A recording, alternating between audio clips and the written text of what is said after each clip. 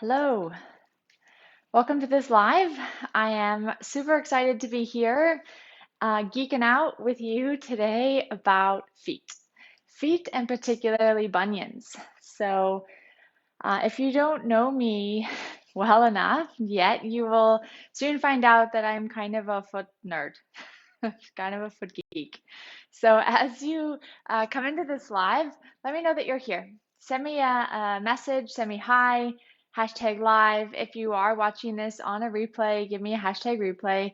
Let me know that the sound is okay. Sometimes my AirPods are a bit funky, so any kind of just hello is very warmly welcomed. So I'm actually going to get this up on my laptop as well because last time I did the live, I couldn't see what anyone was saying, and that was kind of a bummer. All right, I got both. I got it all.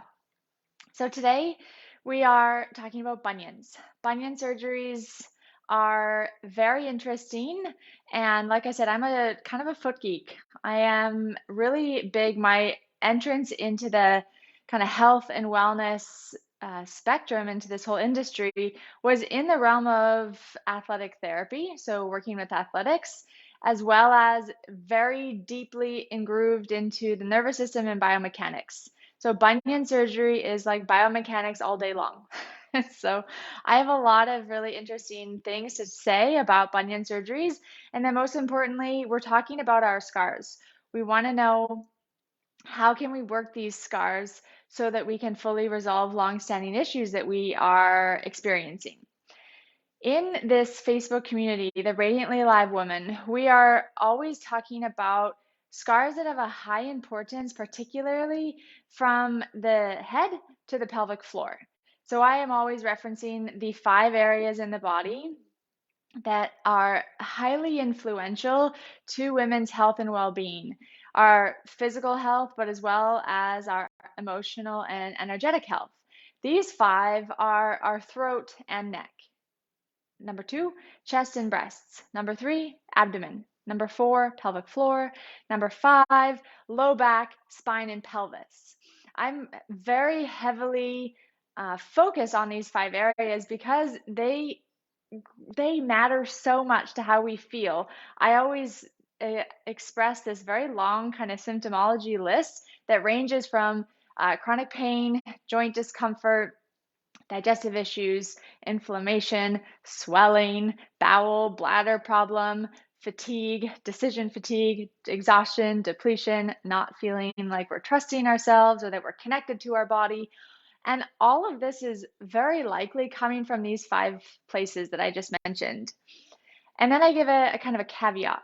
If you have had a surgery on any of your limbs, so a surgery on your arms, surgery on your legs, then they also are of a high importance, but we got to kind of weed out. So if you have an abdominal surgery and like a shoulder surgery, for example, the abdominal surgery will take precedence because of its location, because of its impact, and there's a ton of reasons why, and I will probably explain all of those in a separate video.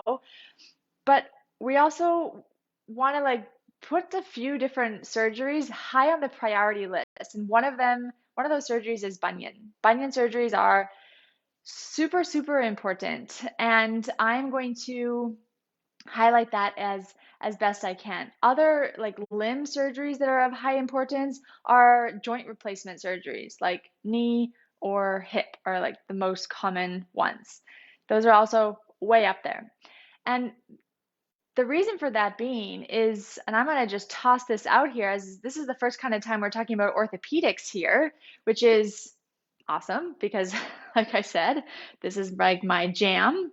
Orthopedic injuries are caused by something going on for a long period of time that's creating an overuse, underuse kind of compensation problem. What's happening, particularly in bunion surgeries, is something is not working so well, underworking, underperforming, not really like working as well as it could be in the system. And therefore, there's something that's overworking, something that's having to work double time, picking up the slack, has an overuse kind of quality. And this brings up one of the principles that I share, this principle of underworking and overworking.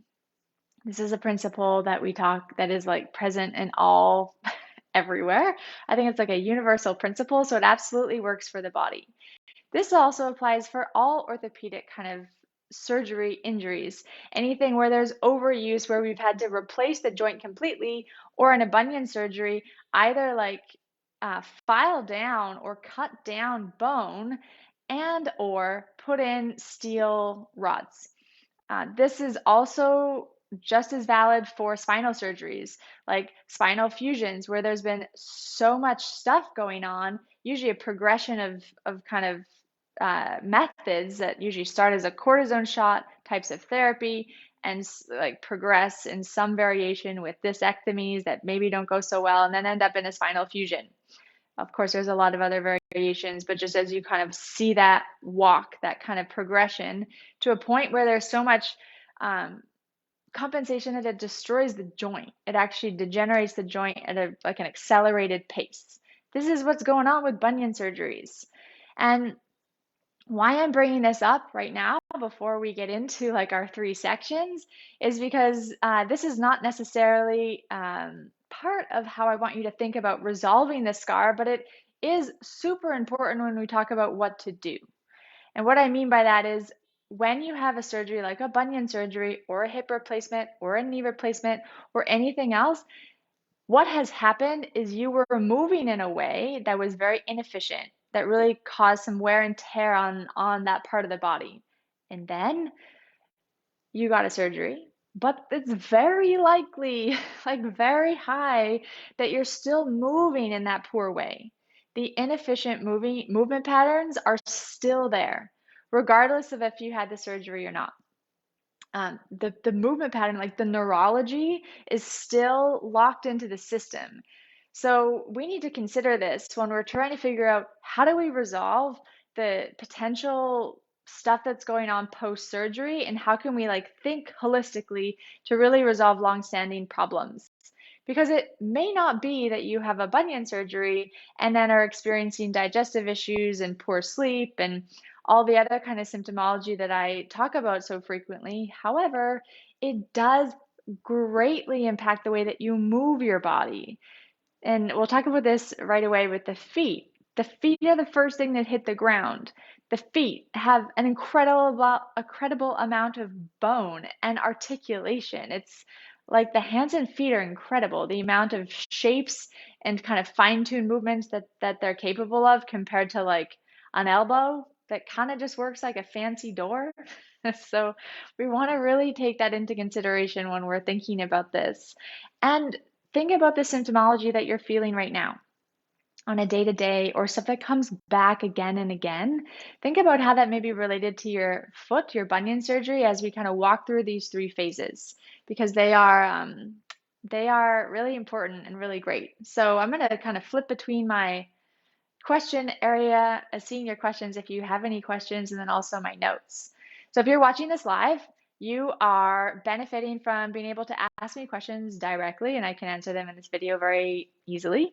If you're watching this on a replay, no worries. Type in your questions and then ask them, and I am very happy to respond in a written format. And if it's a really, kind of complex question that needs its own live, I am totally happy and welcome to that idea as well.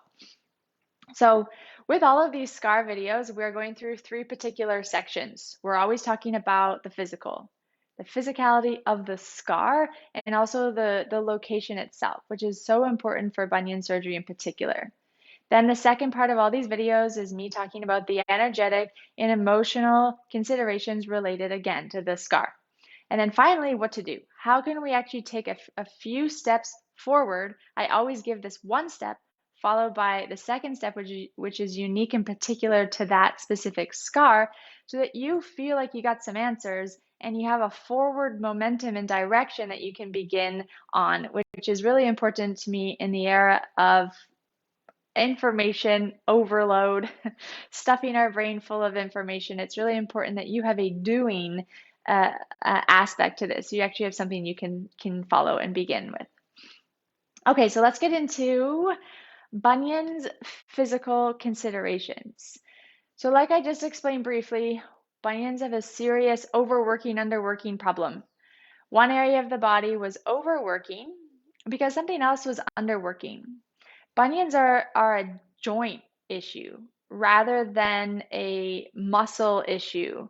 Everything's kind of related, so it's kind of hard to pull them apart. But in general, it's because the bone has been moving really poorly and inefficiently that it started to rub and grind and create friction and start to really like disfigure the joint. Instead of it being like stacked real nice, it started to make shape, make a different shape. And that bone kind of grinding is very inflammatory and very irritating, as well as like this opening that shouldn't be there. It should be more like that. This is also very inflammatory and irritating on like neighboring ligaments and a bunch of other connective tissue. Why is that area doing that? Because something else is not doing something. If the foot needs to make this open close shape all the time, moving from a kind of a flat, lengthened foot into something that's more arched and supinated. Our feet are having to make shapes, specific shapes with every single footstep. If that's not happening with every single footstep, your body's going to find a way to do it anyways. It's just where is it going to find the place to do it, and how much is that going to be of detriment to your anatomy over time? So what's very common with people who have bunion surgeries is that joint that's super irritated is doing something that looks like this over, it's like really opened and exposed, and then just grinding that out over years and years, that because something else is under moving. Something else is really rigid. Something else is pretty solid and stuck when it shouldn't be. So the important thing to take home from that is that movement pattern, that kind of concept is very likely to still be present after the surgery. Okay, so we need to think about that when we're doing the what to do, like I said. So the bunion surgery, depending on when you got it, people have been doing bunion surgeries for a long time. You will have uh, two or maybe three incisions, and either on the top of the toe, on like the side of the toe, and you maybe have another incision somewhere on the top of your foot. Sorry, my headphones are like falling out of my ears today. um, and then you may or may not have metal actually in that area, really bracing that toe joint so it doesn't go back to this. Why would it go back to this? Because the problem's still there. So they pull the joint into its proper alignment. What's challenging about this is because that movement pattern is still like stuck in your body's going to still try to play that out somewhere else. So a lot of people who have bunion surgeries you'll also see them having like knee problems or hip problems or low back problems because you just braced a joint, and then the problem is still having to push out somewhere else in the nervous system and in the biomechanical way that you're moving. So when we're thinking big picture about the physical considerations, we want to obviously take into consideration where the scar is. Is it on the top of the toe? Is it on the side of the toe? Is it on both? Because that's going to play into different areas of your mechanics and different areas of your tissue, of your bone, muscle, connective tissue. So if you have a scar right on the top of your big toe, that is all the area that helps the toes extend. It's also what helps the whole knee extend. It also is the same area of the body, the strip of tissue that helps the knee flex. If you Google, you'll probably know I'm big on Googling these images, but it really helps you kind of solidify what I'm saying. If you Google Thomas Myers, anatomy trains, superficial front line, you'll see this sweeping blue tissue that is the whole front of the legs up into the front of the abdomen, up into the front of the neck, and it actually is going up into the head as well. And so when we have a bunion surgery, it can be affecting anything in this sweeping tissue. It's all fair game, which is another important point to think about bunions holistically. What's actually going on away from the site instead of getting tunnel vision in just the one joint itself. How can we think bigger? This is a beautiful way to do that by Googling Thomas Myers superficial front line.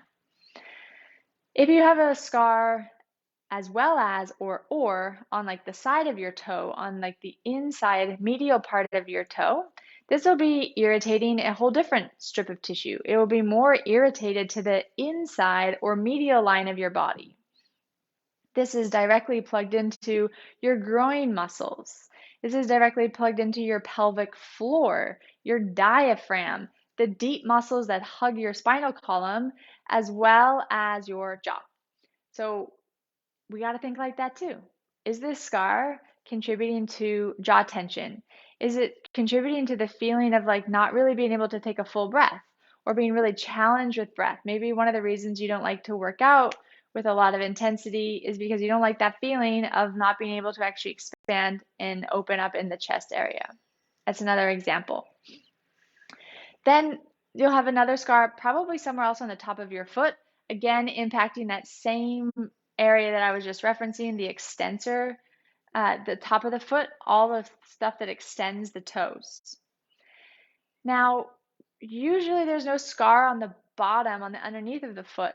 However, this is probably the most important thing to take away from the physical considerations is how much that bunion surgery has now limited your capacity to tap into, utilize, and create power and force in your body through your extensor chain, the chain of muscles that's at the back of the body. I've spoken about this a few times, how important it is, this back musculature, also called the Thomas Myers anatomy trains superficial backline. This backline of tissue that begins at the underneath, like tips of your toes, into the plantar fascia of your foot, coming into your Achilles tendon, making your calf, going into your hamstrings, making part of your glute and buttocks tissue, specifically your sacrotuberous ligament, goes up into your erector spinae muscles, those massive set of muscles that keep your body erect and upright in space as a human being. It's one of the main differences between us and four-legged animals. It goes all the way up into the back of the neck and spreads across the base of the skull to the front to these muscles right at your forehead, frontalis muscles. This strip of tissue gives you the forward propulsion that you require to actually move forward in space. And the only way that you can actually get that tension, the correct tension, proper good tension through that extensor chain is by moving your big toe in a particular shape, which is into extension rather than flexion. Extension is usually the thing that is painful, limited, creating like crepitus, like noises, like snap, crackle, pop noises. And if you have metal in your toe, you can't make that shape at all. It's like greatly reduced so that it limits any more of that joint moving from a nice aligned into that. You put metal, or the doctors have put metal in there to limit that. However, it really challenges your ability to access your extensor chain. It's very common for people with bunion surgeries to have low back stuff, pelvis stuff, spine stuff going on, tweaking hamstrings, stuff going on in their bum, glute, like nerve-like things. That's very common. And it's because of this inability to really access that chain. It's the last thing that you use on the ground to like push off, to push yourself forward. And this is really important when we come into the emotional and energetic considerations, because it challenges your like energetic quality to feel motivated in life, to feel like that forward momentum, to feel that propulsion in life. You get this kind of like sticky, stuck, like stagnant kind of energy that you may or may not be feeling with a bunion surgery. So that is something that I wanted to bring out as really important. I'm just going to take a little quick peek at my notes. The other thing that I just want to touch on is the healing process that goes on for bunion surgeries. It's quite a doozy. It's pretty big because you are no longer able to walk. Sometimes I've had some clients where they get double bunion surgery, which is like really intense. There's a period of time where you literally cannot walk on the ground. So obviously, This needs to be taken into consideration. If you're using crutches for a long period of time, this even goes for people who are using crutches for other types of surgeries for long periods of time. But if you're flat out not using your legs to walk, this needs to be considered because there needs to be an integration period that happens. I'm really big on this integration period, and it's not really spoken about. When you have a cast that gets taken off after surgery, you need to bring that body part back into like the whole chain and into the integrated, version of yourself. Because if you have new metal in your body, if your body moves in a different way, if you have a whole different joint, all of these things need to be considered. If you've had a cast on for like 2 months, it's almost like you just need to retrain your body through range of motion, not just local to where the injury was, but the whole chain needs that. The whole body needs to integrate that kind of new version of you into it. So that is so crucial with bunion surgeries because they're like a big deal. They're huge. The healing process is sometimes very uncomfortable, and oftentimes this kind of healing process uh, will create lack of mobility. Maybe there's a lack of mobility already, which is again very likely to happen. That creates a bunion surgery, bunion-like shape in the foot that leads to surgery is a lack of mobility, but it definitely, depending on how long you're off your feet, probably a lack of mobility that you want to build back into your body. Just as another little aside.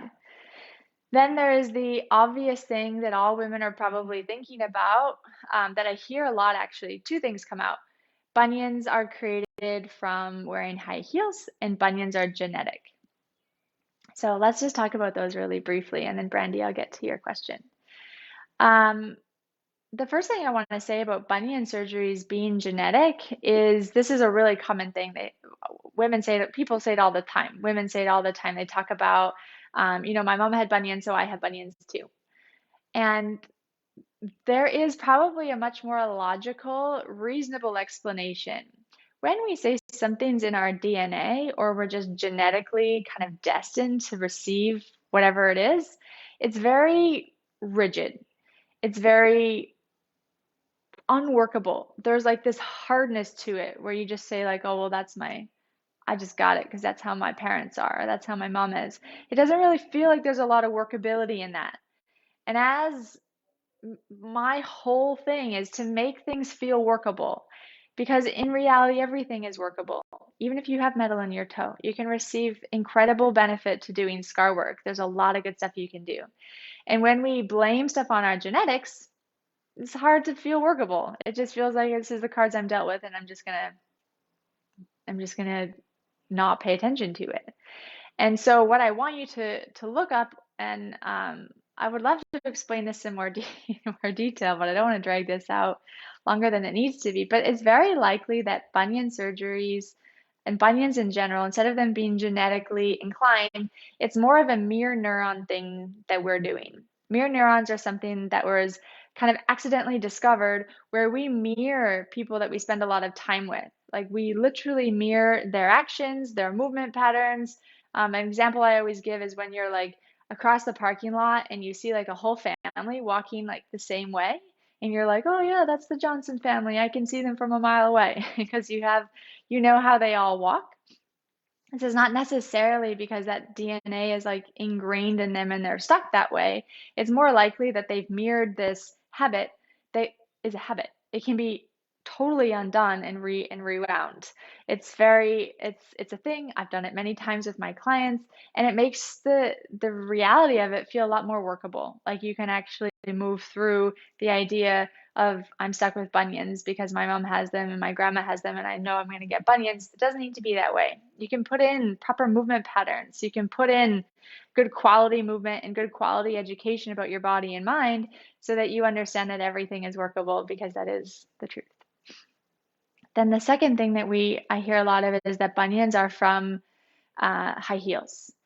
And I'm sure, as you know, high heels have gone through a lot of phases. I think right now we're in like a phase where high heels are more like wedges, at least at the time of this recording. I haven't worn high heels in a long time, so I don't necessarily know where the style is. But at one point, they were like very pointy and angular and sharp, and you kind of had to like shove your foot in and your your like weight was resting in really horrible places. What happens when you're wearing high heels, and I just spoke about this in the belly button umbilical scar video, is it changes your center of mass. Because when we're just in our feet, bare feet on the ground, our center of mass is in a very particular area. It's in line with our L3 and L4 low back vertebrae, in line with our belly button. And when we have high heels on, as you probably notice, it like tips you forward and you have to make a different shape in your spine to kind of accommodate for that. It's heavily influenced by that. You kind of like jam yourself into a kind of a rigid position because with every single footstep, you should be having this really beautiful, like symphony, harmonious movement up the whole chain. You know that song, like your foot bone's attached to your ankle bone or however it goes all the way up? It's because everything is connected and related. And when you put yourself into weird positions, you kind of crowbar yourself into shapes that doesn't allow this natural articulation that should be happening with every single footstep.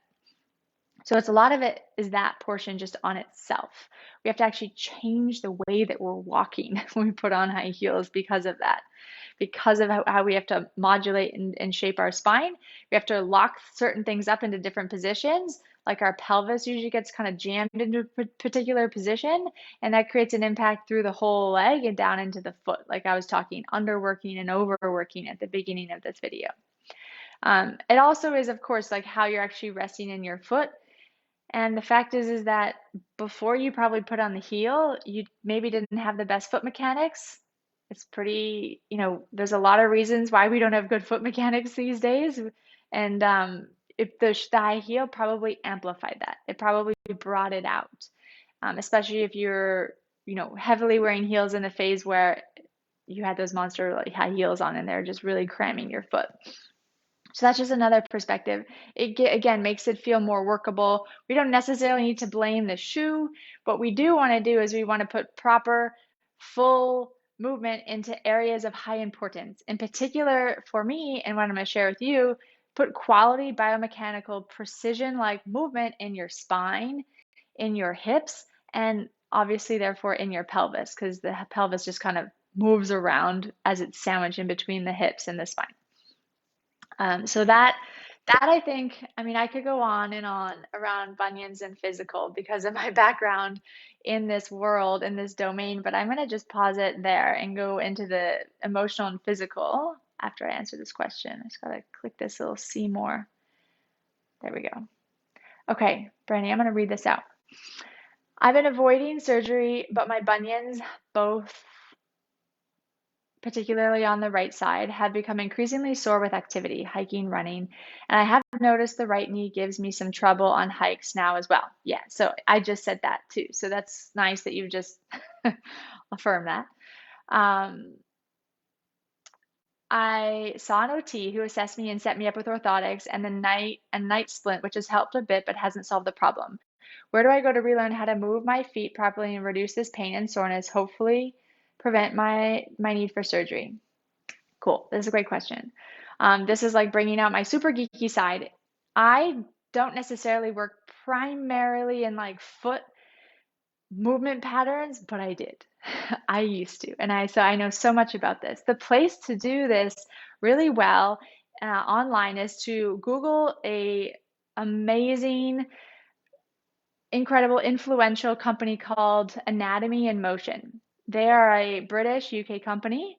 Anatomy in Motion are like they have the proper model for movement of the whole body, really. They're talking about bones and alignment and joint movement, but that expands out to the whole body. When you really know how that moves well, they're talking about muscles and connective tissue and all this other stuff that's amazing.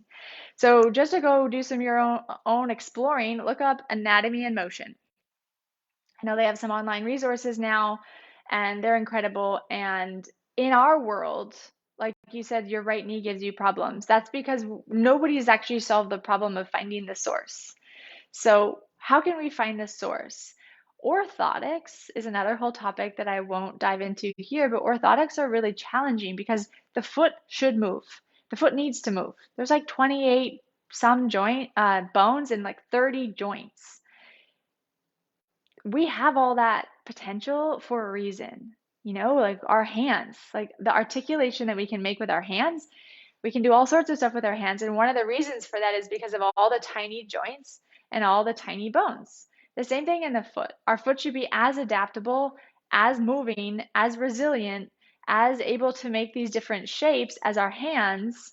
Obviously we're not eating with our feet and so on and so forth, but the concepts, the joint and the alignment and the potential is still there to make these two different shapes. One of them is pronation, one of them is supination, and they kind of move in between each of these. And one of the problems is with orthotics is you lose out on that. It gives you a lot of rigidity, a lot of stuckness, and we need to figure out a way to find the problem and restore proper function to all the joints and all the anatomy in the foot. Because the knock-on effect of that is that you restore function to the whole body. Because if the foot moves well, the body moves well. And that is how anatomy and motion kind of plays. It's an incredible system. If you go check them out and just get a little geeky, I'm sure you'll find something there. So in my world, orthotics and foot splints are not the problem solver. They may be just temporary things that need to be in play, that need to be weaned off of and not used after a certain point. So where do you go? Anatomy Motion. Check it out. If you have any questions about that, please let me know. I've studied with them for a period of time. I've taken the training, I think 8 times. I'm very well versed in it. So if you have any questions, please reach out. Cool. All right, so let's go into the emotion and the energetic considerations. So let's go back into scar world for a second. We're talking about a scar. Our foot was killing us. It was disturbing our knee, our back, or whatever else. And we got the bunion surgery because we figured, I don't know what else to do. I got a problem on my hands. I need this surgery. What we need to do is we need to consider all of the emotion and the energy around that situation, particularly because bunion surgeries are usually because of a progressive kind of slow thing that happens to the foot to the point where we feel like we have no more options. So in energetic and emotional considerations, we're always talking about these 3 different phases. One of them always is the before the surgery itself. Again, this is kind of a longer phase in this example. So you want to think about the energetic vibe before, feelings of not being able to complete stuff, like in this example. Like I really connect with my body, and when I go for a run and a hike, I feel connected to nature and I feel in my body, and that makes me feel healthy and good. I can't do that anymore, so I have a big problem. The before, grab it all. All of the emotional and energetic considerations around that are so important. And then you want to go into the during. The during is the surgery itself. Like I say, with all surgeries, there's a level of fear involved because you don't really know what's going to happen because you get the list of potential complications so that you are fully, in the know about what could happen.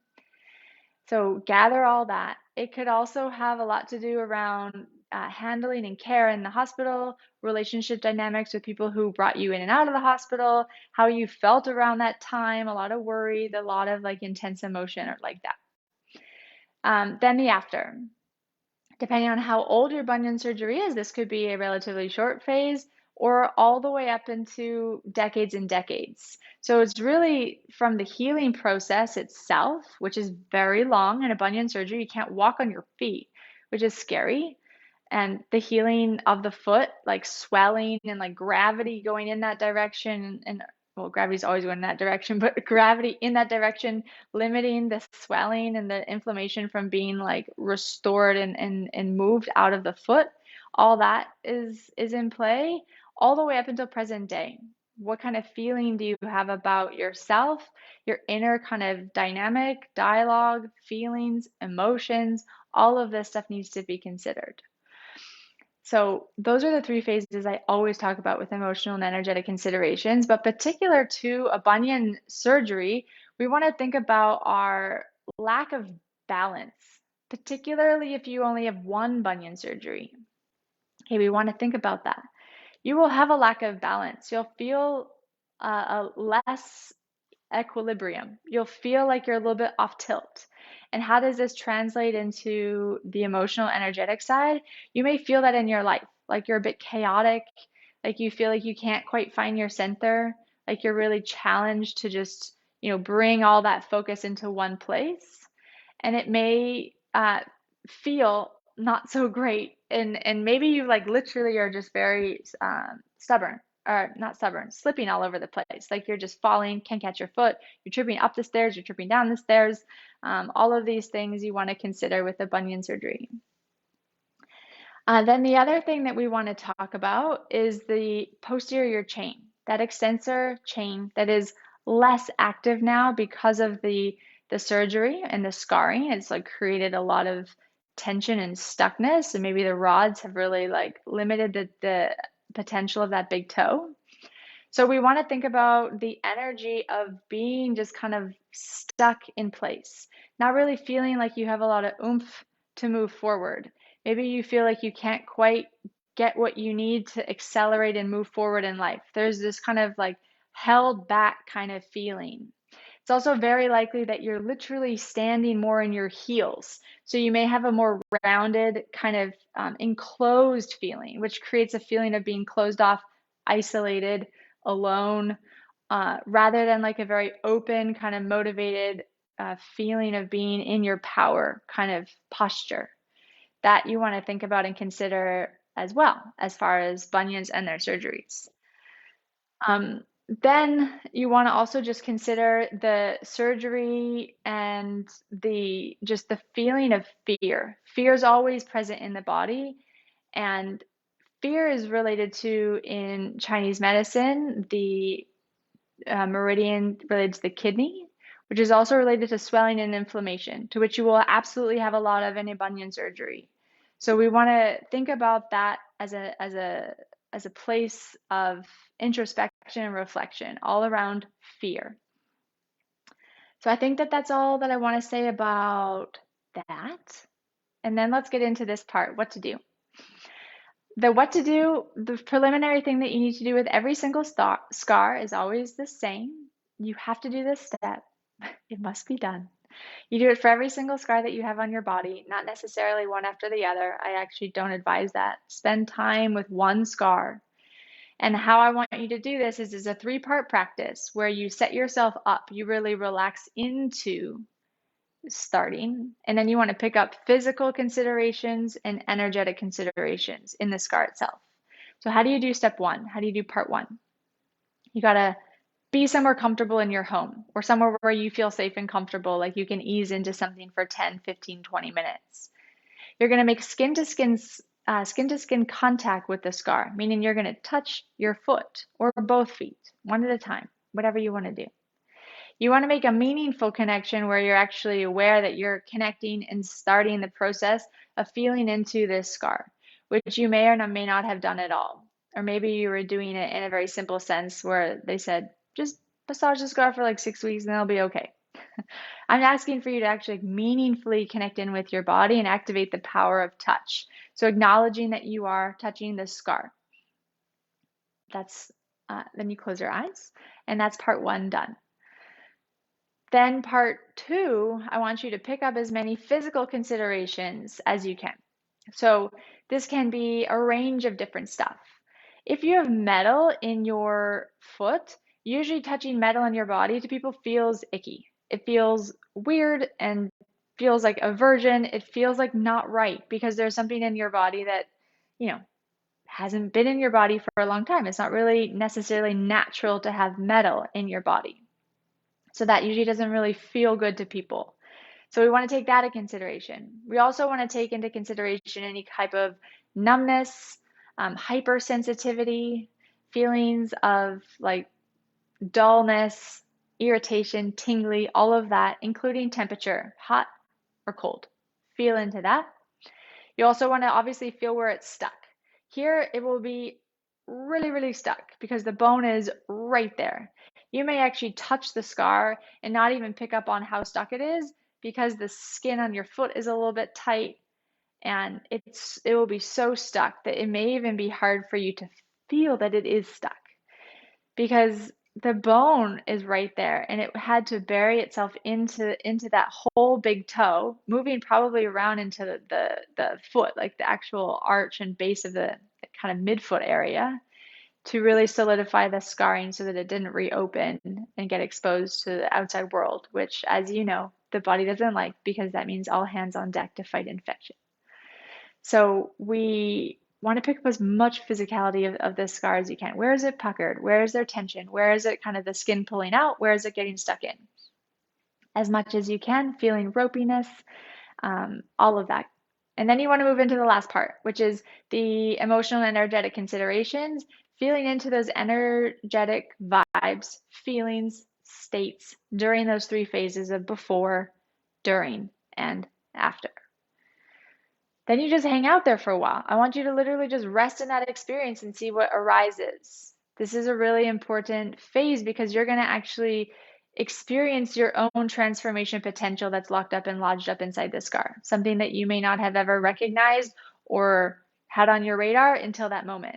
Because if you touch the scar and you immediately feel anger, resentful, feeling like less than because you don't get to live the life that you think that you wanted to live and you're missing out. All of these things uh, will start coming up in some capacity, and it'll be different for each woman. So we want to like lean into that and really acknowledge that because you can free yourself of that. You can liberate all of that heaviness, all of that tension that's living inside your body and inside your mind, inside your feeling and energy. So once you get that piece, what do we do? How do we actually start working these bunion scars? So, like I said, the scar is going to be super sticky. It's going to be super sticky. And a lot of the time, it could be really hard to get to. So, depending on your age, how old the scarring is, your mobility may be not so great at this point. Probably something that may have led to the bunion scar itself. So, we also want to be really aware of the swelling. A lot of like pitting, stuck, heavy, gluggy, thick blood and swelling could remain in that area that hasn't been moved well since the scarring is there. Like I said, gravity is like constantly acting down, and that's like this part, literally, like your toes are the farthest away from your heart. So it takes a lot of effort to get that back up into the body. So you want to be aware of your swelling and inflammation that's stuck there.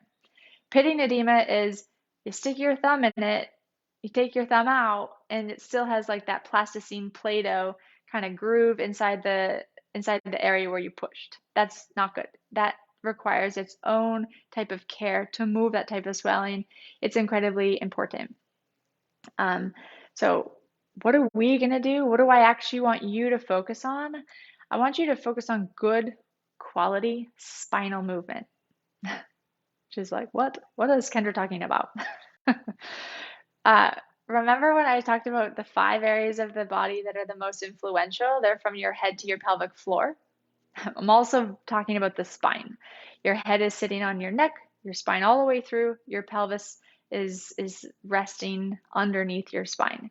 So I'm really talking about the importance of the spine and allowing it to move well. So to start working your bunion scars, to start actually receiving positive benefit and forward direction, is I want you to actually get good spinal movement. I teach a really kind of in-depth, detailed way to properly move the spine with biomechanical precision, but just in a very simple way so we can talk about it here and we all understand. I want you to do cat-cow. Butt. Big butt. Cat-cow, if you don't know, is a yoga posture where you're on your hands and you're on your knees. And you're moving the spine through its kind of full terminal flexion. So like curved, arched back, curved like rounded back, all the way to its opposite, which is an extended spine where you're really arched. When we do cat-cow, we lean into moving the areas that we already move really well. Usually when we're in a big extension, we move our low back a lot. And when we're in a big flexion, we move our space between our shoulder blades a lot. We move the apex of each curve. We move the apex of our thoracic spine curve, like the biggest part of the curve, and then we move the biggest part of the curve in our lumbar spine. I don't want you to just continue to re-groove something that you already have. I want you to find subtle precise quality movement in every single level of your vertebrae. You got 7 in your neck, 12 in your rib cage, and 5 in your low back, allowing those to move through a range. So not necessarily making these like massive postures, like massive shape, actually feeling into like where you don't move and allowing a good quality movement to come into there. That happens when you're present, mindful, paying attention, and noticing, oh yeah, I'm really good at moving right there. And I'm really good at moving right there. Okay, like limit that, like quiet that down and allow the other parts of the spine to move better. That will immediately give you a really great effect on the articulation and movement capacity in the foot. I know it seems kind of like indirect and kind of crazy, but this is true. This is what will happen. This is not necessarily working directly with the scar. However, like I said, it will start to really benefit the foot shape and actually give you a really good result, even though you're working kind of far away. There are other steps, of course, to working the bunion foot scar to full resolution, but this is my suggestion on where to start. It's a really great place to start. So if anyone has any questions, I would love to know about them. If you want to write them down for a second. It's going to take just a quick moment and just check and see if there's anything in my laptop I didn't see. Sometimes I don't see them on my phone. I'm not too sure why, but it doesn't work all the time. But I hope that was helpful. I'm sorry that was a little bit longer, but orthopedic stuff is really cool, really important, and we need to adopt a different way to think that allows stuff to feel very workable. Like we're not stuck with things. We don't feel that kind of loom and gloom and despair and hopeless, helpless. There's a lot of really great things you can do. Whether you've had this bunion surgery already or not, there's wonderful, very impactful things that you can do to resolve these kind of long-standing issues that you're experiencing. So I don't see any questions. I will leave it there for now. Thank you so much for joining me, and I will see you tomorrow. We're going to do a live tomorrow on open heart surgery. Big one. If you know anyone who would benefit from this, any woman, please invite them into this group so that they can have access to this information. Thank you. Bye.